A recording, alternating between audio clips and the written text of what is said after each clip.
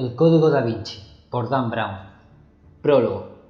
Museo del Louvre, París, 10:46 p.m.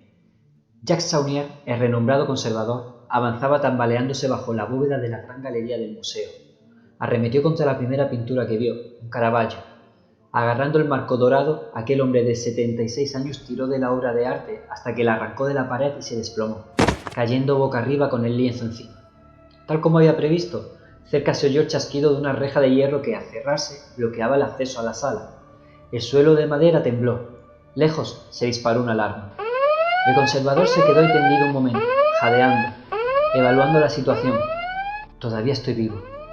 Se dio la vuelta, se desembarazó del lienzo y buscó con la mirada algún sitio donde esconderse en aquel espacio cavernoso. «No se mueva», dijo una voz muy cerca de él. A gatas, el conservador se quedó inmóvil y volvió despacio la cabeza. A solo 5 metros de donde se encontraba, del otro lado de la reja, la imponente figura de su atacante le miraba por entre los barrotes. Era alto y corpulento, con la piel muy pálida, fantasmagórica, y el pelo blanco y escaso. Los iris de los ojos eran rosas y las pupilas de un rojo oscuro. El albino se sacó una pistola del abrigo y la apuntó con ella entre los barrotes. No debería haber salido corriendo. Su acento no era fácil de ubicar. Y ahora, dígame dónde está. Ya se lo he dicho, balbuceó Saunier, de rodillas, indefenso en el suelo de la galería. No tengo ni idea de qué me habla. ¡Miente! El hombre lo miró, totalmente inmóvil salvo por el destello de sus extraños ojos. Usted y sus hermanos tienen algo que no les pertenece. El conservador sintió que le subía la adrenalina. ¿Cómo podía saber algo así? Y esta noche volverá a manos de sus verdaderos custodios. Dígame dónde lo ocultan y no le mataré. Apuntó a la cabeza del conservador. ¿O es un secreto por el que sería capaz de morir? Saunier no podía respirar. El hombre inclinó la cabeza, observando el cañón de la pistola. Saunier levantó las manos para protegerse. Espere, dijo con dificultad. Le diré lo que quiere saber. Escogió con cuidado las siguientes palabras. La mentira que dijo la había ensayado muchas veces, rezando siempre por no tener que recurrir a ella. Cuando el conservador terminó de hablar, su atacante sonrió, incrédulo. Sí, eso mismo me han dicho los demás. Saunier se retorció. ¿Los demás?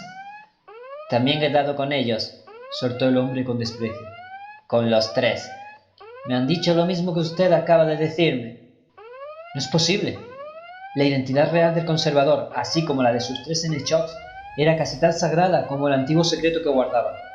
Ahora, Saunier se daba cuenta de que sus senescales, siguiendo al pie de la letra el procedimiento, le habían dicho la misma mentira antes de morir. Era parte del protocolo. El atacante volvió a preguntarle. Cuando usted ya no esté, yo seré el único conocedor de la verdad. La verdad. En un instante, el conservador comprendió el horror de la situación. Si muero, la verdad se perderá para siempre. Instintivamente, trató de encogerse para protegerse al máximo. Se oyó un disparo, y Saunier sintió el calor abrasador de la bala que le hundía en el estómago. Cayó de bruces, luchando contra el dolor. Despacio, se dio la vuelta y miró a su atacante, que seguía al otro lado de la reja y lo apuntaba directamente a la cabeza. El conservador cerró los ojos y sus pensamientos se arremolinaron en una tormenta de miedo y lamentaciones. El chasquido de un cargador vacío resonó en el pasillo. Saunier abrió los ojos. El albino contemplaba el arma entre sorprendido y divertido. Se puso a buscar un segundo cargador, pero pareció pensárselo mejor y le dedicó una sonrisa de superioridad a Saunier. Lo que tenía que hacer ya lo he hecho. El conservador bajó la vista y se vio el orificio producido por la bala en la tela blanca de la camisa. Estaba enmarcado por un pequeño círculo de sangre, unos centímetros más abajo del esternón. Mi estómago. Le parecía casi cruel que el disparo no le hubiera alcanzado al corazón. Como veterano de la guerra de Argelia, a Saunier le había tocado presenciar aquella muerte lenta y horrible por desangramiento. Sobreviviría 15 minutos mientras los ácidos de su estómago se le iban metiendo en la cavidad torácica, envenenándolo despacio. El dolor es bueno, señor, dijo el hombre antes de marcharse. Una vez solo, Jacques Saunier volvió la vista de nuevo hacia la reja metálica. Estaba atrapado, y las puertas no podían volver a abrirse al menos en 20 minutos. Cuando alguien lo encontrara, ya estaría muerto. Sin embargo, el miedo que ahora se estaba apoderando de él era mucho mayor que el de su propia extinción. Debo transmitir el secreto. Luchando por incorporarse, se imaginó a sus 3 hermanos asesinados. Pensó en las generaciones que lo habían precedido, y en la misión que a todos le había sido confiada. Una cadena ininterrumpida de saber. Y de pronto, ahora, a pesar de todas las precauciones, a pesar de todas las medidas de seguridad, Jack Saunier era el único eslabón vivo, el único custodio de uno de los mayores secretos jamás guardados. Temblando, consiguió ponerse de pie. Debo encontrar alguna manera de... Estaba encerrado en la gran galería, y solo había una persona en el mundo a quien podía entregar aquel testigo. Levantó la vista para encontrarse con las paredes de su opulenta prisión. Las pinturas de la colección más famosa del mundo parecían sonreírle desde las alturas como viejas amigas. Retorciéndose de dolor, hizo acopio de todas sus fuerzas y facultades. Sabía que la desesperada tarea que tenía por delante iba a precisar de todos los segundos que le quedaran de vida.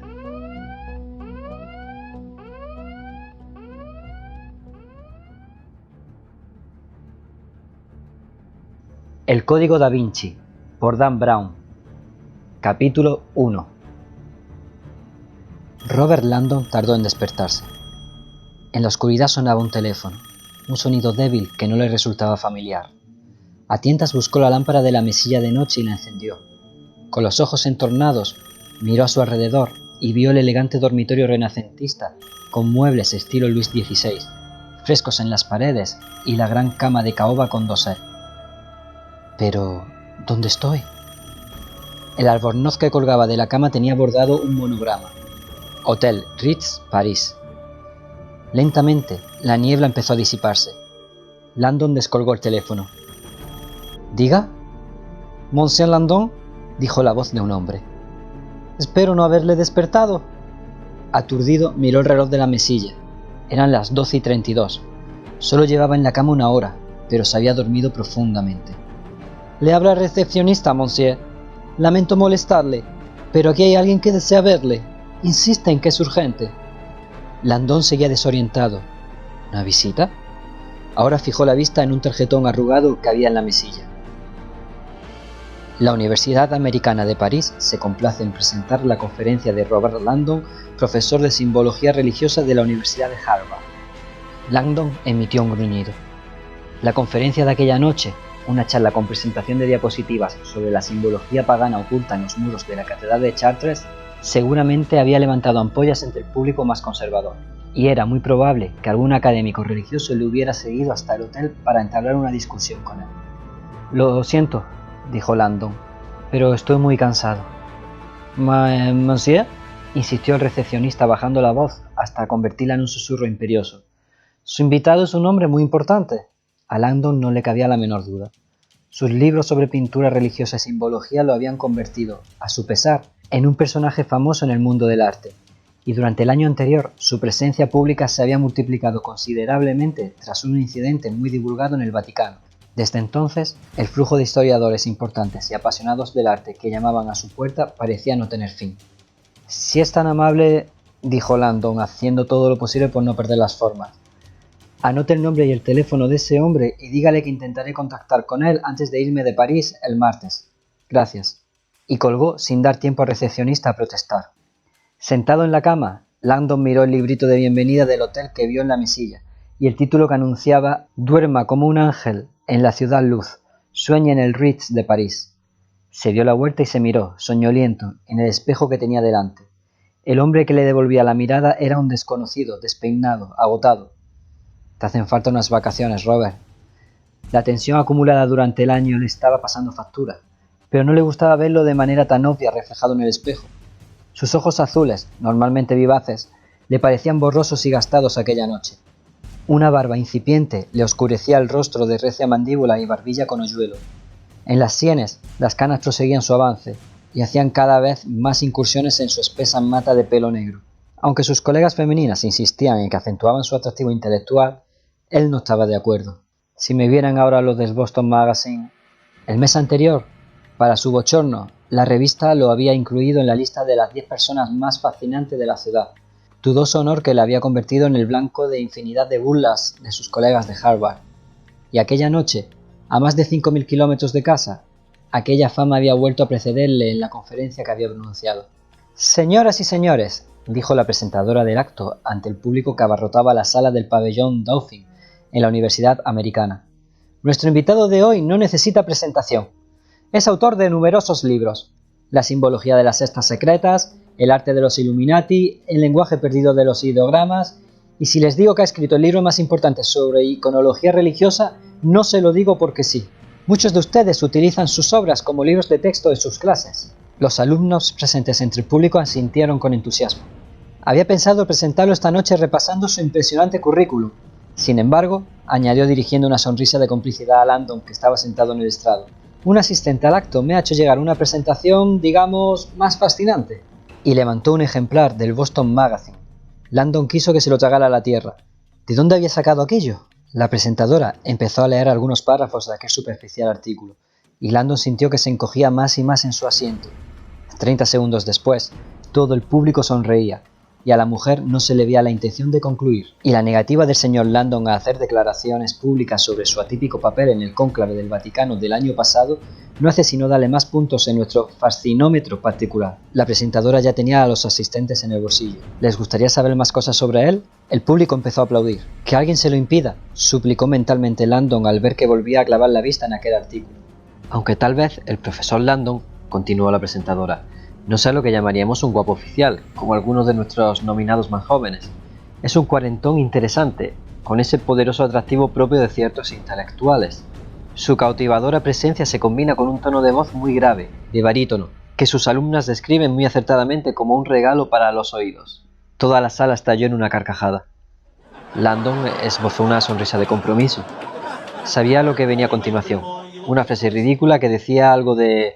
Y como aquella tarde se había creído estar a salvo de todo aquello y se había puesto, en efecto, su tweed y su suéter Burberry de cuello alto, decidió anticiparse a los hechos. «Gracias, Monique», dijo Landon levantándose antes de tiempo y apartándola del atril. «No hay duda de que en el Boston Magazine están muy bien dotados para la literatura de ficción». Miró al público suspirando avergonzado. «Si descubro quién de ustedes ha filtrado este artículo, conseguiré que el consulado garantice su deportación». El público volvió a reírse. «En fin, como bien saben, estoy aquí esta noche para hablarles del poder de los símbolos». El sonido del teléfono en su habitación volvió a romper el silencio. Gruñendo con una mezcla de indignación e incredulidad, descolgó. «Diga». Como suponía, era el recepcionista. «Señor Landon, discúlpeme otra vez. Le llamo para informarle de que la visita va de camino a su habitación. Me ha parecido que debía advertírselo». Ahora Landon sí estaba totalmente despierto. «¿Ha dejado subir a alguien a mi habitación sin mi permiso? Lo siento, monsieur, pero es que este señor es... No me he visto con la autoridad para impedírselo». «¿Quién es exactamente?», le preguntó, pero el recepcionista ya había colgado. Casi al momento llamaron con fuerza a la puerta. Vacilante, Landon se levantó de la cama, notando que los pies se le hundían en la alfombra de Savonea. Se puso el albornoz y se acercó a la puerta. «¿Quién es? ¿Señor Landon? Tengo que hablar con usted». El hombre se expresaba con acento francés y empleaba un tono seco, autoritario. «Soy el teniente Jean Collet, de la Dirección Central de la Policía Judicial». Landon se quedó un instante en silencio. ¿La Policía Judicial? La DCPJ era más o menos el equivalente al FBI estadounidense. Sin retirar la cadena de seguridad, Landon entreabrió la puerta. El rostro que vio al otro lado era alargado y ojeroso. Estaba frente a un hombre muy delgado que llevaba un uniforme azul de aspecto oficial. «¿Puedo entrar?», le preguntó el agente. Landon dudó un momento, mientras los ojos amarillentos de aquel hombre lo escrutaban. «¿Qué sucede?». «Mi superior precisa de sus conocimientos para un asunto confidencial». «¿Ahora? Son más de las 12. ¿Es cierto que tenía que reunirse con el conservador del Louvre esta noche?». A Landon le invadió de pronto una sensación de malestar. El prestigioso conservador Jacques Saunier y él habían quedado en reunirse para tomar una copa después de la conferencia, pero Saunier no se había presentado. «Sí, ¿cómo lo sabe?». «Hemos encontrado su nombre en su agenda». «Espero que no le haya pasado nada malo». El agente suspiró muy serio y le alargó una foto Polaroid a través del resquicio de la puerta. Cuando Landon la miró, se quedó de piedra. «Esta foto se ha hecho hace menos de una hora, en el interior del Louvre». Siguió unos instantes con la vista fija en aquella extraña imagen, y su sorpresa y repulsión iniciales dieron paso a una oleada de indignación. ¿Quién puede haberle hecho algo así? Nuestra esperanza es que usted nos ayude a responder esa pregunta, teniendo en cuenta sus conocimientos sobre simbología y la cita que tenía con él. Landon volvió a fijarse en la foto. y en esta ocasión al horror se le sumó el miedo. La imagen era espantosa y totalmente extraña, y le provocaba una desconcertante sensación de déjà vu. Haría poco más de un año, Landon había recibido la fotografía de otro cadáver y una petición similar de ayuda. 24 horas después, casi pierde la vida en la Ciudad del Vaticano. Aunque aquella imagen era muy distinta, había algo en el decorado que le resultaba inquietantemente familiar. El agente consultó el reloj. «Mi capitán espera, señor». Landon apenas le oía. Aún tenía la vista clavada en la fotografía.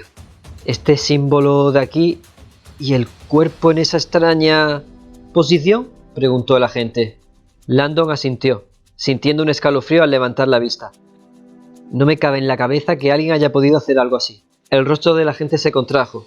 «Creo que no lo entiende, señor Landon. Lo que ve en esta foto...». Se detuvo un instante. «Monsieur Saunier se lo hizo a sí mismo».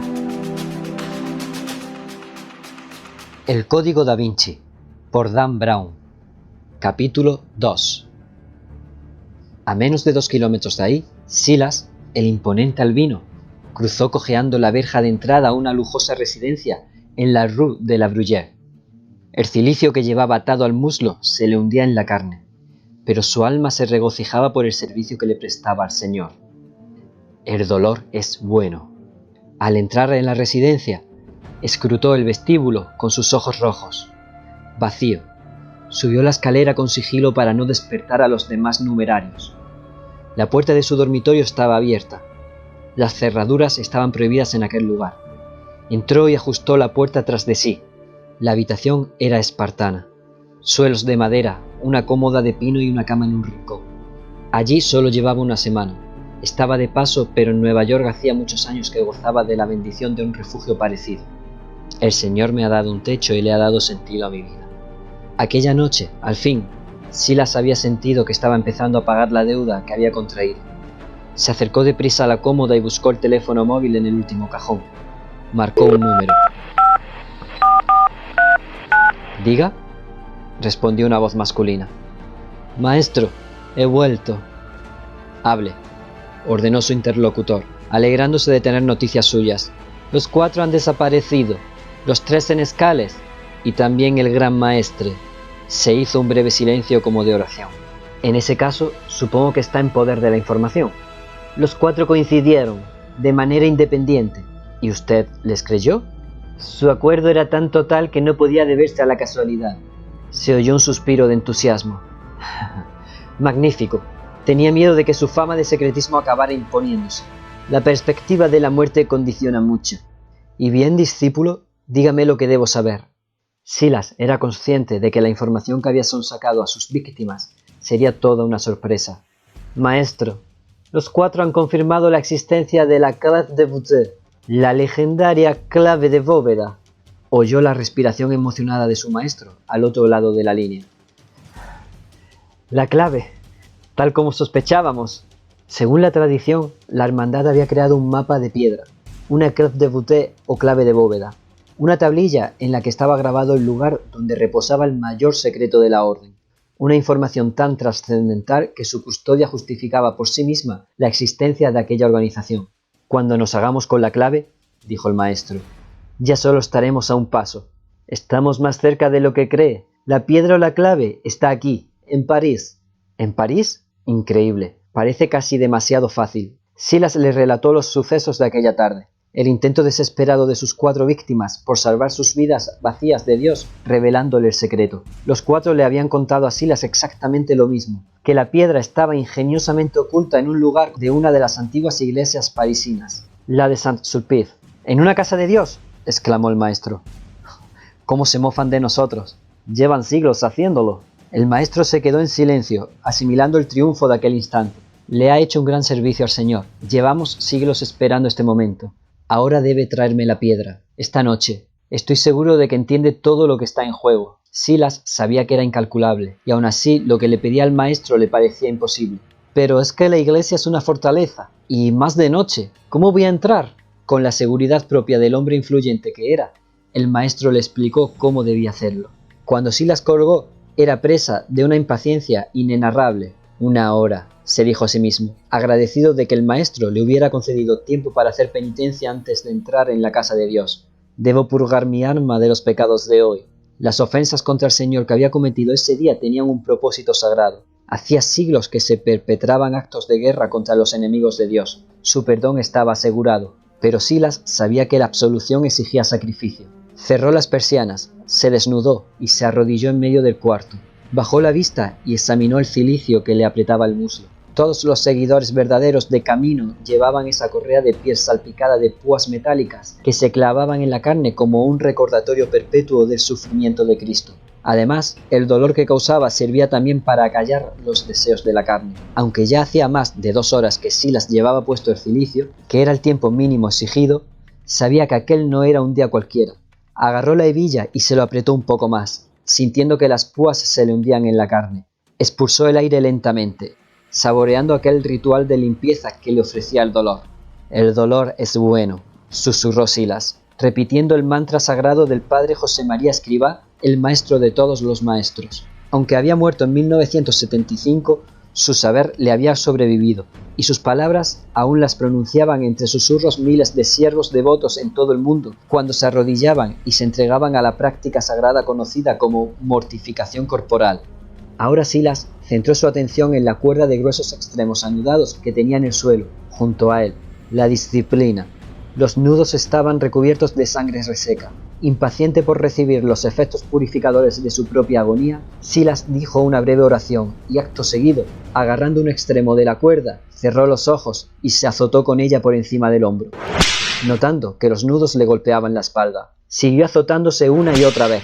Castigo corpus meum. Al cabo de un rato, empezó a sangrar. El Código Da Vinci, por Dan Brown. Capítulo 3. El aire frío de abril se colaba por la ventanilla abierta del Citroën ZX, que avanzaba a toda velocidad en dirección sur, más allá de la ópera, a la altura de la Place Vendôme. En el asiento del copiloto, Robert Langdon veía que la ciudad se desplegaba ante sus ojos mientras él intentaba aclararse las ideas. La ducha rápida y el afeitado le habían dejado más o menos presentable, pero no habían logrado apenas reducir su angustia. La terrorífica imagen del cuerpo del conservador permanecía intacta en su mente. Jacques Saunier está muerto. Langdon no podía evitar la profunda sensación de pérdida que le producía aquella muerte. A pesar de su fama de huraño, era casi inevitable respetar su innegable entrega a las artes. Sus libros sobre las claves secretas ocultas en las pinturas de Poussin y Teniers se encontraba entre las obras de referencia preferidas para sus cursos. El encuentro que habían acordado para aquella noche le hacía especial ilusión, y cuando constató que el conservador no se presentaba se había sentido decepcionado. De nuevo, la imagen del cuerpo de Saunier le cruzó la mente. ¿Aquello se lo había hecho él mismo? Langdon se volvió y miró por la ventanilla, intentando librarse de esa visión. Fuera, la ciudad se iba replegando lentamente. Vendedores callejeros que arrastraban carritos con almendras garrapiñadas, camareros que metían bolsas de basuras en los contenedores, un par de amantes noctámbulos abrazados para protegerse de la brisa impregnada de jazmín. El Citroën esquivaba el caos con autoridad, y el ulular disonante de su sirena partía el tráfico como un cuchillo. «El capitán se ha alegrado al enterarse de que se vio usted en París», dijo la gente. Era lo primero que decía desde que habían salido del hotel. «Una afortunada casualidad». Langdon no se sentía precisamente afortunado, y la casualidad no era algo que le inspirara demasiada confianza. Siendo como era alguien que había dedicado su vida al estudio de la interconexión oculta de emblemas e ideologías dispares, Langdon veía el mundo como una red de historias y hechos profundamente entrelazados. «Es posible que las conexiones sean invisibles», decía a menudo en sus clases de simbología de Harvard, «pero siempre están ahí, enterradas justo debajo de la superficie». «Supongo», respondió Langdon, «que la Universidad Americana de París le han dicho dónde me alojaba». El conductor negó con la cabeza. «La Interpol». «La Interpol, claro», pensó. Se le había olvidado que la petición del pasaporte que hacían en los hoteles europeos en el momento de registrarse era algo más que una pura formalidad. Estaban obligados a ello por ley. En una noche cualquiera, en cualquier punto de Europa, cualquier agente de la Interpol podía saber dónde dormía cualquier visitante.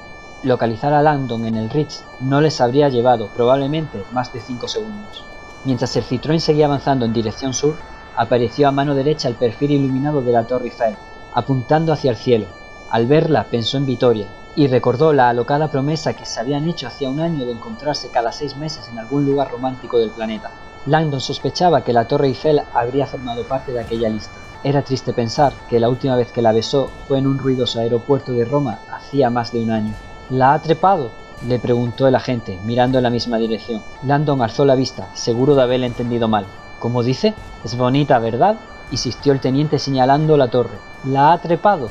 Landon cerró los ojos. No, aún no he subido. Es el símbolo de Francia. A mí me parece perfecta. Sonrió, ausente. Los simbologistas solían comentar que Francia, un país conocido por sus machistas, sus mujeriegos y sus líderes bajitos y con complejo de inferioridad, como Napoleón o Pipino el Breve, no podía haber escogido mejor emblema nacional que un falo de 300 metros de altura. Cuando llegaron a la travesía con la Rue de Rivoli, el semáforo estaba en rojo, pero el coche no frenó. El agente cruzó la calle y entró a toda velocidad en un tramo arbolado de la Rue Castiglione y que servía como acceso norte a los famosos jardines centenarios de las Tullerías, el equivalente parisiense del Central Park neoyorquino. Eran muchos los turistas que creían que el nombre hacía referencia a los miles de tulipanes que allí florecían, pero en realidad la palabra Tullerías, Tuileries en francés, hacía referencia a algo mucho menos romántico. En otros tiempos, el parque había sido una excavación enorme y contaminada de la que los contratistas de obras de París extraían barro para fabricar las famosas tejas rojas de la ciudad, llamadas Tuiles. Al internarse en el parque desierto, el agente apretó algo debajo del salpicadero y la sirena dejó de sonar. Langdon suspiró, agradeciendo la calma repentina. Fuera, el resplandor pálido de los faros halógenos del coche barría el sendero de gravilla y el chirrido de las ruedas entonaba un salmo hipnótico. Langdon siempre había considerado las Tullerías como tierra sagrada. Eran los jardines en los que Claude Monet había experimentado con forma y color, alumbrando literalmente el nacimiento del impresionismo. Sin embargo, aquella noche el lugar parecía extrañamente cargado de malos presagios. Ahora el Citroën giró a la izquierda, enfilando hacia el oeste por el bulevar central del parque. Tras rodear un estanque circular, el conductor tomó una avenida desolada y fue a dar a un espacio cuadrado que había más allá. Langdon vio la salida del parque enmarcada por un enorme arco de piedra, el Arc du Carrousel. A pesar de los rituales orgiásticos celebrados antaño en ese lugar, los amantes del arte lo amaban por otro motivo totalmente distinto. Desde esa explanada, en el extremo de los jardines de las Tullerías, se veían 4 de los mejores museos del mundo, uno en cada punto cardinal. Por la ventanilla de la derecha, en dirección sur, al otro lado del Sena y del Quai Voltaire, Langdon veía la espectacular fachada iluminada de la antigua estación de tren, que ahora llevaba el nombre de Musée d'Orsay. A la izquierda se distinguía la parte más alta del ultramoderno Centro Pompidou, que albergaba el Museo de Arte Moderno. Detrás de él, hacia el oeste, sabía que el antiguo obelisco de Ramsès se elevaba por encima de los árboles y señalaba el punto donde se encontraba el Musée du Jeu de Paume. Pero era enfrente, hacia el este, pasado el arco, donde ahora Langdon veía el monolítico palacio renacentista que había acabado convertido en el centro de arte más famoso del mundo, el Museo del Louvre. Langdon notó una emoción que le era familiar cuando intentaba abarcar de una sola mirada todo el edificio. Al fondo de una plaza enorme, la imponente fachada del Louvre se elevaba como una ciudadela contra el cielo de París. Construido en forma de herradura, aquel edificio era el más largo de Europa, y de punta a punta medía 3 veces más que la Torre Eiffel. Ni siquiera los más de 3.000 metros cuadrados de plaza que se extendían entre las 2 alas del museo eclipsaban la majestuosidad y la amplitud de la fachada. En una ocasión había recorrido el perímetro entero del edificio, en un sorprendente trayecto de casi 5 kilómetros de extensión. A pesar de que se estimaba que un visitante tendría que dedicar 5 semanas para ver las 65.300 piezas expuestas en aquel museo, la mayoría de turistas optaban por un itinerario reducido al que Langdon llamaba el Louvre Light, una carrera para ver sus 3 obras más famosas: la Mona Lisa, la Venus de Milo y la Victoria alada de Samotracia. Art Buchwald, el humorista político, había presumido en una ocasión de haber visto aquellas 3 obras maestras en tan solo 5 minutos con 56 segundos. El conductor levantó un walkie-talkie y habló por él en francés a una velocidad endiablada. Monsieur Langdon es arrivé, 2 minutos. Entre el crepitar del aparato llegó una confirmación ininteligible. El agente dejó el walkie-talkie y se volvió hacia Langdon. Se reunirá con el capitán en la entrada principal. Ignoró todas las señales que prohibían el tráfico rodado en la plaza. Aceleró y enfiló por la pendiente. La entrada principal surgió frente a ellos, destacando en la distancia, enmarcada por 7 estanques triangulares de los que brotaban unas fuentes iluminadas. La pirámide. El nuevo acceso al Louvre se había hecho casi tan famoso como el mismo museo. La polémica y ultramoderna pirámide de cristal, diseñada por I.M. Pei, el arquitecto americano de origen chino, seguía siendo blando de burlas de los más puristas, que creían que destrozaba la sobriedad del patio renacentista. Goethe había definido la arquitectura como una forma de música congelada, y para sus críticos, la pirámide de Pei era como una uña arañando una pizarra. Sin embargo, también había admiradores que elogiaban aquella pirámide de cristal de más de 20 metros de altura y veían en ella la deslumbrante fusión de las estructuras antiguas con los nuevos métodos, un vínculo simbólico entre lo nuevo y lo viejo, y que acompañaba al Louvre en su viaje viaje hacia el nuevo milenio. ¿Le gusta la nueva pirámide?, preguntó el teniente. Langdon frunció el ceño. Al parecer, a los franceses les encantaba preguntar sobre ese particular a los americanos. Se trataba de una pregunta envenenada, claro, porque admitir que te gustaba te convertía en un americano de mal gusto, y decir lo contrario era un insulto a los franceses. Mitterrand fue un hombre osado, replicó Langdon, saliéndose por la tangente. Se decía que el anterior presidente de Francia, que había encargado la construcción de la pirámide, tenía complejo de faraón, responsable máximo de haber llenado la ciudad de obeliscos, obras de arte y objetos procedentes del país del Nilo. François Mitterrand sentía una pasión tan desbocada por la cultura egipcia que sus compatriotas seguían llamándolo la Esfinge. ¿Cómo se llama el capitán?, preguntó Langdon, cambiándole de tema. Bezufach, dijo la gente mientras acercaba el coche a la entrada principal de la pirámide. Pero le llamamos Le Toureux. Langdon le miró, preguntándose si todos los franceses tenían aquellos extraños epítetos animales. ¿Llaman toro a su jefe? Su francés es mejor de lo que admite, Monsieur Langdon, respondió el conductor arqueando las cejas. Mi francés es pésimo, pensó, pero mi iconografía zodiacal es algo mejor. Tauro siempre ha sido el toro. La astrología era una constante simbólica universal. El coche se detuvo, y el agente señaló el punto entre dos puentes tras el que aparecía la gran puerta de acceso a la pirámide. Ahí está la entrada. Buena suerte. ¿Usted no viene? He recibido órdenes de dejarlo aquí. Tengo otros asuntos que atender. Langdon respiró hondo y se bajó del coche. Ustedes sabrán lo que hacen. El agente arrancó y se fue. Langdon se quedó quieto un momento, mientras veía alejarse las luces traseras del coche, y pensó que le sería fácil cambiar de opinión, irse de allí, coger un taxi y volverse a la cama. Pero algo le decía que seguramente no era muy buena idea. Al internarse en la neblina creada por el vapor de las fuentes, tuvo la desagradable sensación de estar traspasando un umbral que abría las puertas de otro mundo. Había algo onírico en la noche que lo atrapaba. Hacía 20 minutos dormía plácidamente en su hotel y ahora estaba delante de una pirámide transparente construida por la Esfinge, esperando a un policía al que llamaban el Toro. Es como estar metido dentro de un cuadro de Salvador Dalí, pensó. Se acercó a la entrada principal, una enorme puerta giratoria. El vestíbulo que se intuía del otro lado estaba desierto y tenuemente iluminado. ¿Tengo que llamar?, se preguntó si alguno de los prestigiosos egiptólogos de Harvard se habrían plantado alguna vez frente a una pirámide y habrían llamado con los nudillos, esperando una respuesta. Levantó la mano para golpear el vidrio, pero de la oscuridad surgió una figura que subía por la escalera. Se trataba de un hombre corpulento y moreno, casi un neandertal, con un grueso traje oscuro que apenas le abarcaba las anchas espaldas. Avanzaba con la inconfundible autoridad que le confería unas piernas fuertes y más bien cortas. Iba hablando por el teléfono móvil, pero colgó al acercarse a Langdon, a quien le hizo una señal para que entrara. «Soy Bezufach», le dijo mientras pasaba por la puerta giratoria, capitán de la Dirección Central de la Policía Judicial. La voz encajaba perfectamente con su físico, un deje gutural de tormenta lejana. Langdon le extendió la mano para presentarse. Robert Langdon. La palma enorme del capitán envolvió la suya con gran fuerza. «Ya he visto la foto», comentó Langdon. «Su agente me ha dicho que fue el propio Jacques Saunier quien...» «Señor Langdon». Los ojos de Fache se clavaron en los suyos. «Lo que ha visto en la foto es solo una mínima parte de lo que Saunier ha hecho».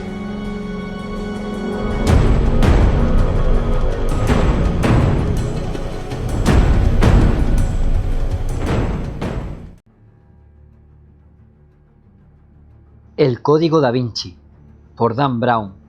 Capítulo 4. El capitán Bezufach tenía el aspecto de un buey iracundo, con los hombros echados hacia atrás y la barbilla enterrada en el pecho.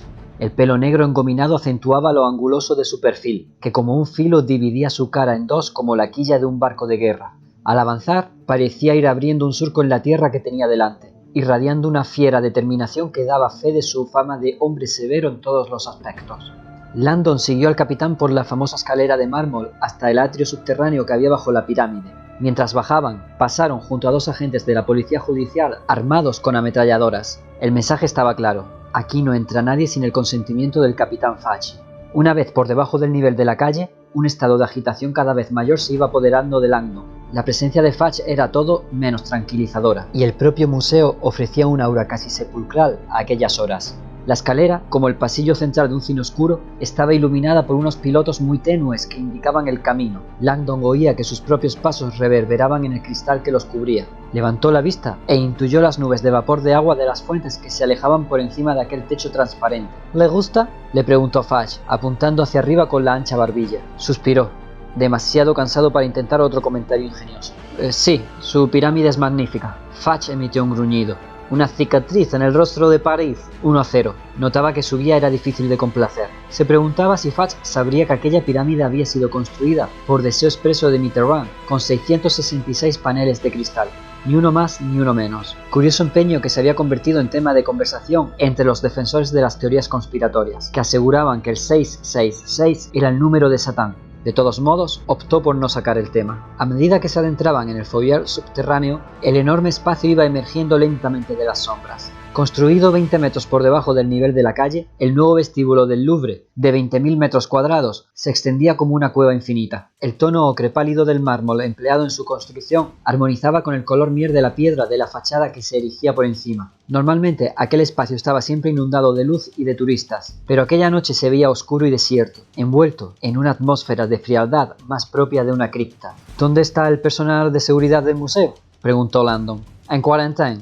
Se apresuró a responder Fudge, susceptible, como si creyera que Landon estaba poniendo en cuestión la integridad de su equipo. Está claro que esta noche aquí ha entrado alguien que no debería haber entrado. Todos los guardas del Louvre están en el ala azul y los están interrogando. Mis agentes se han hecho cargo de la seguridad del museo por esta noche. Landon asintió mientras hacía lo posible por no quedarse rezagado. ¿Conocía bien a Jacques Saunier?, le preguntó el capitán. En realidad no lo conocía, no nos habíamos visto nunca. Fudge pareció sorprendido. ¿El encuentro de esta noche iba a ser el primero? Sí, habíamos quedado en vernos durante la recepción que daba la Universidad Americana, después de mi conferencia, pero no se presentó. Fudge anotó algo en el cuadernillo. Sin dejar de caminar, Langdon se fijó en la pirámide menos conocida del Louvre, la pirámide Inverse, una enorme claraboya invertida que colgaba del techo como una estalactita en la sección contigua del sótano. Fudge guió a Langdon hasta la entrada de un pasadizo con techo abovedado que había al final de un tramo de escalera y sobre el que un cartel rezaba Denon. El ala Denon era la más famosa de las tres secciones principales del museo. ¿Quién propuso su encuentro de esta noche?, le preguntó Fudge de sopetón. ¿Usted o él? La pregunta le pareció rara. Saunier, respondió Langdon mientras entraba en el pasadizo. Su secretaria se puso en contacto conmigo hace unas semanas por correo electrónico. Me dijo que el conservador había tenido noticias de que iba a dar una conferencia en París este mes y quería tratar un asunto conmigo aprovechando mi estancia aquí. ¿Qué asunto? No lo sé, algo relacionado con el arte, supongo. Teníamos intereses comunes. Fudge parecía escéptico. ¿Me está diciendo que no tiene ni idea del motivo de su encuentro? Langdon lo desconocía. En su momento había sentido curiosidad, pero no le había parecido procedente insistir. El prestigioso Jacques Saunier era famoso por su discreción y concedía muy pocas entrevistas. Langdon se había sentido honrado al brindársele la ocasión de conocerlo. Señor Langdon, ¿se le ocurre al menos de que habría podido querer tratar la víctima con usted la misma noche en la que ha sido asesinado? A lo mejor nos ayuda a saberlo. Lo directo de la pregunta incomodó a Langdon. La verdad es que no me lo imagino, no se lo pregunté. Me sentí honrado por tener la ocasión de conocerlo. Soy un admirador de su trabajo. En mis clases uso muchas veces sus libros. Fudge tomó nota de aquello en su cuaderno. Los dos hombres se encontraban ahora a medio camino del pasillo que daba acceso al ala Denon, y Langdon ya adivinaba las dos escaleras mecánicas del fondo, inmóviles a aquellas horas. ¿Y dice que tenían intereses comunes? Sí, de hecho he pasado gran parte de este último año preparando un libro que trata sobre la primera especialidad de Saunier, y tenía muchas ganas de saber qué pensaba. Ya, ¿y qué tema es ese? Langdon vaciló, sin saber muy bien cómo explicárselo. En esencia, se trata de un texto sobre la iconografía del culto a las diosas, del concepto de santidad femenina en el arte y en los símbolos asociados a ella. Fudge se pasó una mano carnosa por el pelo. ¿Y Saunier era experto en la materia? Más que nadie. Ya, entiendo.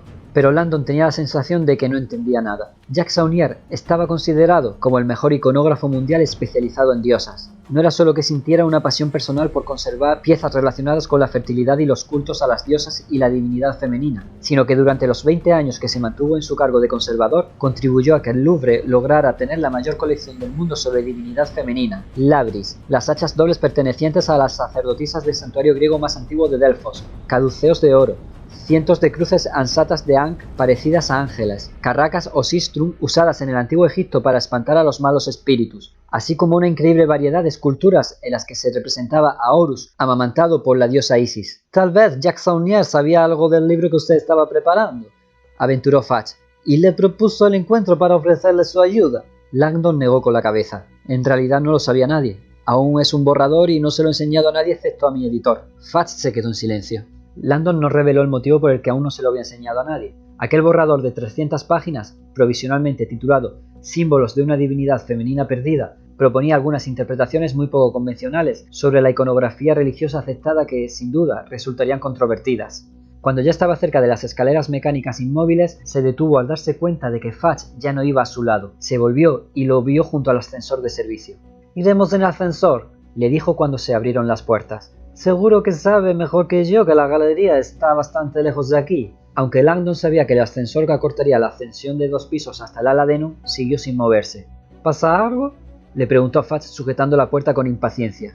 Langdon suspiró y se volvió un instante, despidiéndose del espacio abierto de la escalera mecánica. No, para nada. Se mintió a sí mismo. Cuando era pequeño, Langdon se había caído en un pozo abandonado y se había pasado horas en aquel mínimo espacio, a punto de ahogarse, hasta que lo rescataron. Desde entonces tenía fobia a los espacios cerrados, los ascensores, los metros, las pistas de squash. El ascensor es un invento perfectamente seguro, se decía siempre a sí mismo, aunque sin acabar de creérselo. Es una cajita de metal que se mueve por un canal cerrado. Aguantando la respiración, se metió dentro, y cuando las puertas se cerraron notó la descarga de adrenalina que siempre le invadía en aquellos casos. 2 pisos, 10 segundos. «Usted y el señor Saunier», dijo Fudge cuando el ascensor empezó a moverse. «¿No habían hablado nunca? ¿No se habían enviado nunca nada por correo?» Otra pregunta rara. «No, nunca». Fudge ladeó la cabeza, como tomando nota mental de aquel dato. Sin decir nada más, clavó la mirada en las puertas cromadas. Mientras ascendían, Langdon intentaba concentrarse en algo que no fuera las 4 paredes que lo rodeaban. En el reflejo de la puerta brillante, vio el pasador de corbata del capitán, un crucifijo de plata con 13 incrustaciones de ónix negro. Aquel detalle le sorprendió un poco. Aquel símbolo se conocía como cruz gemata, una cruz con 13 gemas, y era un ideograma de Cristo con sus 12 apóstoles. No sabía por qué, pero no esperaba que un capitán de la policía francesa hiciera una profesión tan abierta de su religiosidad. Pero bueno, estaban en Francia, donde el cristianismo no era tanto una religión como un patrimonio. «Es una cruz gemata», dijo de pronto Fudge. Desconcertado, Langdon alzó la vista para ver que, a través del reflejo, el capitán lo estaba mirando. El ascensor se detuvo en seco y las puertas se abrieron. Salió rápidamente al vestíbulo, ansioso por volver al espacio abierto que proporcionaban los célebres altos techos de las galerías del Louvre. Sin embargo, el mundo al que accedió no era para nada como esperaba. Sorprendido, interrumpió la marcha. Fudge le observó. «Señor Langdon, deduzco que no ha estado en el Louvre fuera de las horas de visita». «No, supongo que no», respondió mentalmente intentando orientarse. Las galerías, por lo general muy bien iluminadas, estaban muy oscuras aquella noche. En vez de la acostumbrada luz blanca cenital, había un resplandor rojizo que subía desde el suelo, fragmentos intermitentes de pilotos rojos que brotaban en el pavimento. Al escrutar el lóbrego pasillo, pensó que debía haber imaginado la escena. Casi todas las grandes pinacotecas usaban aquella luz rojiza por la noche.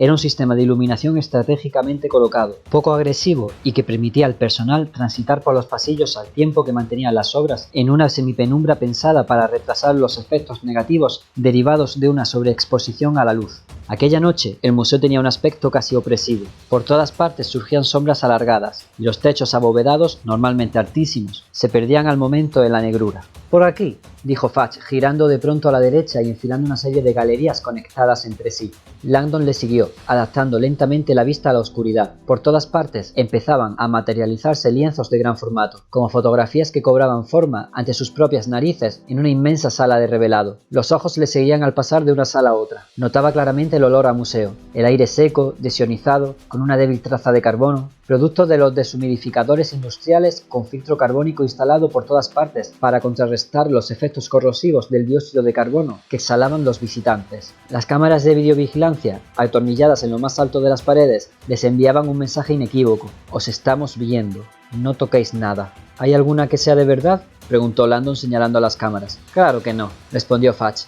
Aquello no le sorprendió. La vigilancia con cámaras en un museo de aquellas proporciones era carísima e ineficaz. Con miles de metros de galerías que controlar, el Louvre debería contar con cientos de técnicos solo para visionar las cintas. En la actualidad, los museos se decantaban por sistemas de seguridad reactivos. Si no había manera de disuadir a los ladrones, al menos sí era posible dejarlos encerrados dentro una vez cometido el robo. Era un sistema que se activaba fuera de las horas de visita, y si el intruso se llevaba una obra de arte, automáticamente quedaban selladas las salidas en el perímetro de la galería objeto del robo. El ladrón quedaba entre rejas incluso antes de que llegara la policía. Más adelante, el sonido de unas voces retumbaba en el pasillo revestido de mármol, procedente en apariencia de una estancia espaciosa que se adivinaba a la derecha. De la antesala salía una luz muy potente. El despacho del conservador.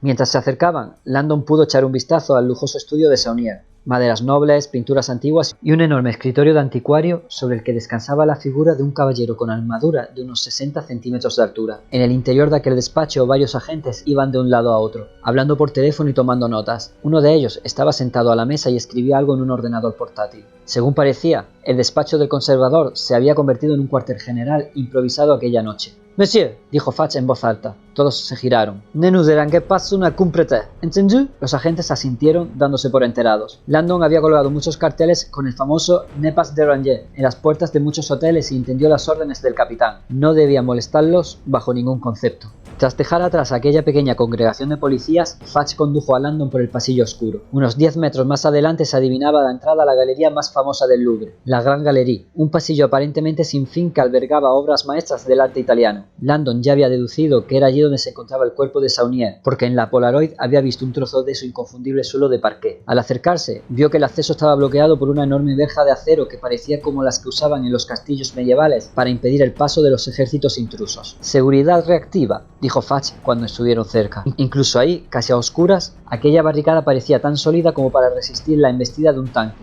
Landon escrutó las cavernas débilmente iluminadas de la gran galería entre los barrotes. «Usted primero, señor Landon», le dijo Fudge. Landon se volvió. «¿Yo primero? ¿Dónde?» Fudge le señaló la base de la verja con un movimiento de cabeza. Landon lo siguió con la mirada. Estaba tan oscuro que no se había dado cuenta de que el mecanismo estaba levantado medio metro, permitiendo el paso por debajo. «Esta área sigue de momento fuera de los límites del servicio de seguridad del museo», explicó Fudge. «Mi equipo de policía técnica y científica acaba de determinar su investigación», señaló la abertura. «Pase por ahí debajo, por favor». Landon observó primero la estrecha rendija que solo permitía pasar arrastrándose y la enorme verja metálica. «Supongo que lo dice en broma, ¿no?» Aquella barricada parecía una guillotina lista para aplastar a cualquier intruso. Fudge murmuró algo en francés y consultó la hora. Acto seguido, se arrodilló y arrastró su voluminoso cuerpo por debajo de la reja. Una vez del otro lado, se puso de pie y miró a Landon.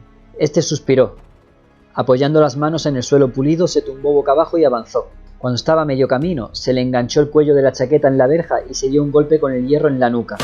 «Tranquilo, Robert, tranquilo», pensó, forcejeando para liberarse. Finalmente se levantó, ya del otro lado, empezando a sospechar que aquella iba a ser una noche muy larga. El Código Da Vinci, por Dan Brown. Capítulo 5. Murray Hill Place, la nueva sede estadounidense del Opus Dei y su centro de convenciones, se levanta en el número 243 de Lexington Avenue, en Nueva York. Valorado en más de 47 millones de dólares, el edificio, de más de 4.000 metros cuadrados de superficie, está revestido de ladrillo oscuro y piedra de Indiana. Diseñado por Meyer Pinska, cuenta con más de 100 dormitorios, 6 comedores, bibliotecas, salones, oficinas y salas de trabajo. En las plantas 2, 8 y 16 hay capillas decoradas con mármoles y maderas labradas. El piso 17 es enteramente residencial. Los hombres acceden al edificio por la entrada principal de Lexington Avenue. Las mujeres lo hacen por una calle lateral y en el interior del edificio deben estar en todo momento separadas, acústica y visualmente, de los hombres. Aquella tarde, hacía unas horas, en la soledad de su apartamento del ático, el obispo Manuel Aringarosa había metido 4 cosas en un bolso de viaje y se había puesto la sotana. En condiciones normales no habría obviado el cordón púrpura, pero esa noche iba a viajar acompañado de más gente y deseaba que su alto cargo pasara desapercibido. Solo los más atentos se darían cuenta al verle el anillo de oro de 14 quilates con la amatista púrpura, los grandes brillantes y la mitra engarzada.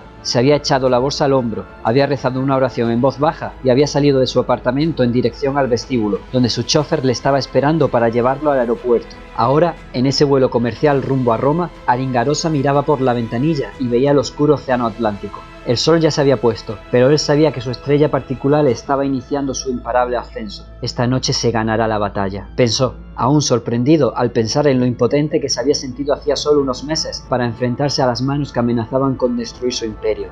En calidad de prelado del Opus Dei, el obispo Aringarosa había pasado los últimos 10 años extendiendo el mensaje de la obra de Dios, que es lo que significaba literalmente Opus Dei. La congregación, fundada en 1928 por el sacerdote español José María Escrivá, promovía el retorno a los valores conservadores del catolicismo y animaba a sus miembros a realizar sacrificios drásticos en sus vidas para hacer la obra de Dios. La filosofía tradicionalista del Opus Dei arraigó en un principio en la España prefranquista, pero la publicación en 1934 de Camino, el libro espiritual de José María Escrivá, consistente en 999 máximas de meditación para hacer la obra de Dios en esta vida, propagó el mensaje de aquel sacerdote por todo el mundo. Ahora, con más de 4 millones de ejemplares publicados en 42 idiomas, la fuerza del Opus Dei no conocía fronteras. Sus residencias, centros docentes y hasta universidades se encontraban prácticamente en todas las grandes ciudades del mundo. El Opus era la organización católica con un mayor índice de crecimiento, así como la más sólida en términos económicos. Pero por desgracia, Aringarosa era consciente de que en tiempos de cinismo religioso, de idolatría y de telepredicadores, la creciente riqueza de la obra era blanco de sospechas. Son muchos los que consideran al Opus Dei como una secta destructiva, le comentaban con frecuencia a los periodistas. Otros lo tachan de sociedad secreta católica ultraconservadora. ¿Son alguna de esas dos cosas?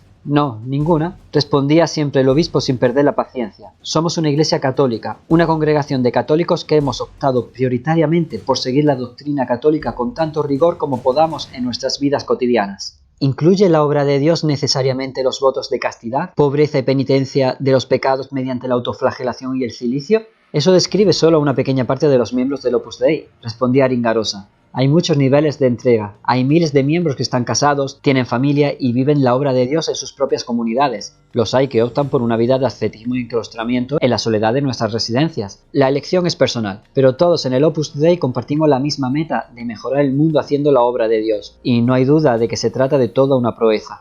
Con todo, la razón casi nunca servía. Los medios de comunicación se alimentaban normalmente de escándalos, y el Opus Dei, como cualquier gran organización, tenía entre sus miembros algunas almas descarriadas que ensombrecían los esfuerzos del resto del grupo. Hacía 2 meses se había descubierto que un grupo del Opus Dei de una universidad del medio oeste americano drogaba con mescalina a sus neófitos para inducirles un estado de euforia que ellos percibieran como experiencia religiosa. En otro centro universitario, un alumno había usado el cilicio bastante más que las 2 horas diarias recomendadas y se había causado una infección casi mortal. No hacía mucho, en Boston, un pequeño inversor en bolsa desilusionado había donado al Opus Dei los ahorros de toda su vida y había intentado suicidarse. Ovejas descarriadas, se compadeció Aringarosa. Claro que la mayor vergüenza había sido el juicio mediático contra Robert Hansen, que además de ser un destacado miembro del Opus y espía del FBI, había resultado ser un pervertido sexual que, según se demostró durante las vistas, había colocado cámaras ocultas en su propia habitación para que sus amigos le vieran manteniendo relaciones sexuales con su esposa. Cuesta creer que se trate del pasatiempo de un católico devoto, había comentado el juez. Por desgracia, todos aquellos hechos habían propiciado la creación de un grupo de denuncia conocido como Red de Vigilancia del Opus Dei. En la popular página web del grupo, www.odam.org, se relataban historias escalofriantes de antiguos miembros que advertían de los peligros de integrarse a la congregación. Los medios de comunicación empezaban a referirse al Opus como la mafia de Dios o el culto idólatra a Cristo. Tenemos aquello que no entendemos, pensó Aringarosa, preguntándose si aquellos críticos tenían idea de cuántas vidas había hecho más plenas la obra. El grupo gozaba del apoyo y bendición plena del Vaticano. El Opus Dei es una prelatura personal del Papa. Sin embargo, en los últimos tiempos, el Opus se había visto amenazado por una fuerza infinitamente más poderosa que la de los medios, un enemigo inesperado del que Aringarosa no tenía modo de esconderse. Hacía 5 meses, el caleidoscopio de poder se había agitado y él aún se estaba tambaleando por culpa de la sacudida. No son conscientes de la guerra que han iniciado, murmuró para sus adentros, mirando la oscuridad que lo invadía todo al otro lado de la ventanilla del avión. Por un instante sus ojos captaron el reflejo de su propio rostro, oscuro y alargado, dominado por una nariz chata y torcida, rota en una pelea en sus tiempos de joven misionero en España. Ya casi no se fijaba en aquel defecto físico. El mundo de Aringarosa era del espíritu, no de la carne. Cuando el avión empezaba a sobrevolar las costas de Portugal, su teléfono móvil empezó a vibrar. A pesar de la normativa aérea que prohibía el uso de dispositivos electrónicos durante el vuelo, el obispo sabía que no podía dejar de contestar aquella llamada. Solo un hombre conocía aquel número, el hombre que le había enviado aquel teléfono. Excitado, Aringarosa respondió en voz baja. «¿Sí?» «Silas ha encontrado la clave», dijo su interlocutor. «Está en París, en la iglesia de Saint-Sulpice». El obispo sonrió. «Entonces estamos cerca.